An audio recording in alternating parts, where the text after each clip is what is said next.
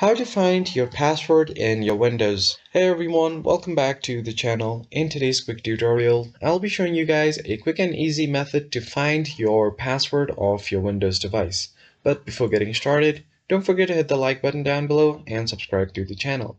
Also turn on the bell icon so you don't miss out on any of our new videos. Now let's jump right in. So the first thing you would want to do is open up your control panel.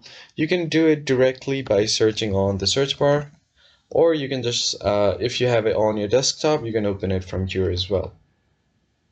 And once your control panel is open, if it is set to category, make sure that you view by large icon or small icons. And once you do that, you just want to head over to the credential manager. Just click on it.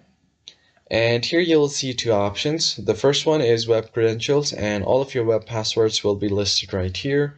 And then you will have your Windows credentials. So you just want to click on the second option. And if there are no password, and if this PC is not password protected, then you will see no Windows credential or no certificate-based credentials as well. But if you have your password set, then you will find all of your passwords stored right here. You can backup, store, and restore passwords from this site right here. And it's as easy as that.